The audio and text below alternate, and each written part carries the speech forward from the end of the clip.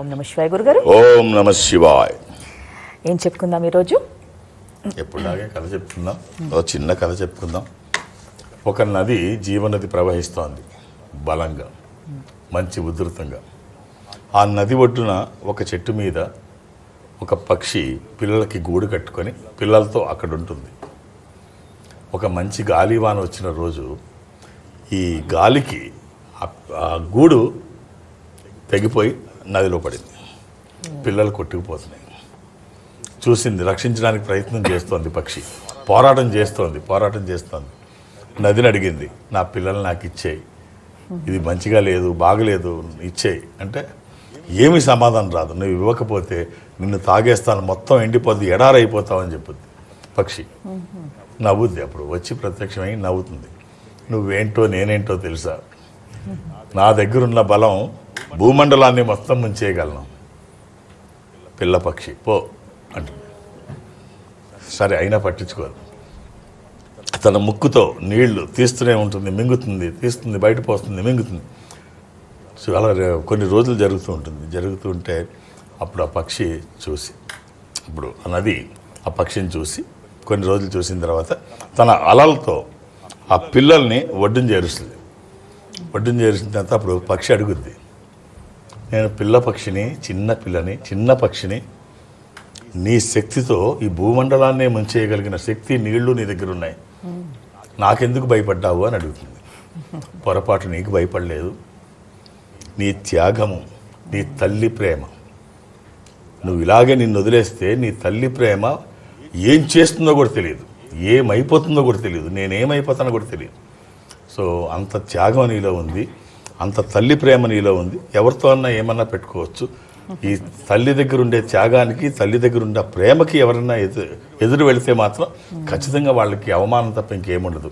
కాబట్టి అంతవరకు నేను తెచ్చుకోను. సెల్యూట్ టు తల్లి ప్రేమ, దానికి లొంగిపోయి నీకు ఇచ్చాను. సో ఈ కథ మనకి ఏం చెప్తుందంటే, ప్రపంచంలో ఏ శక్తి తల్లి ప్రేమ కంటే గొప్పది కాదు. సో తల్లి ప్రేమను గుర్తించండి, తల్లిదండ్రులను గౌరవించండి, అంతే. ఏదో మొన్న ఫోటో కూడా చూశాను గురుగారు. ఆవు తనదు ఎండబడుతూ ఉంటే ఆ దూడ ఎండ రాకుండా అడ్డం నిల్చుంది. అలాంటివి చాలా చూస్తూ ఉంటాం మనం.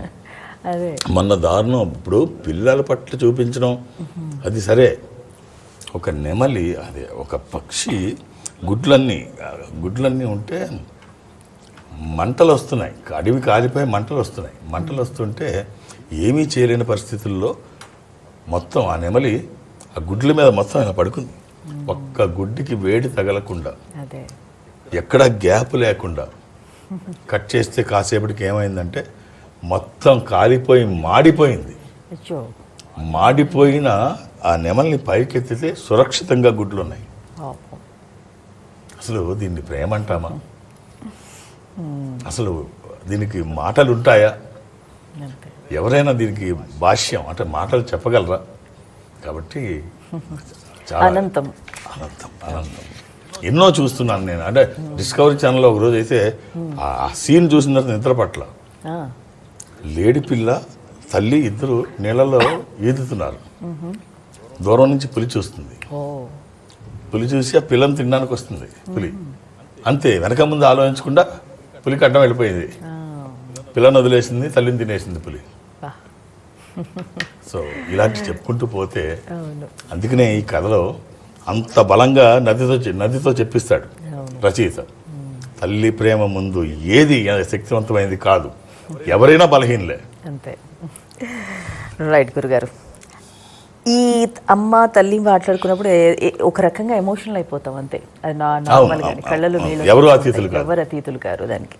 రైట్ గురుగారు. సరిగ్గా పెంచకపోతే కూడా ఇప్పుడు ఎలాన్ మస్క్ ఉన్నాడు, అది మాట్లాడుకుందాం.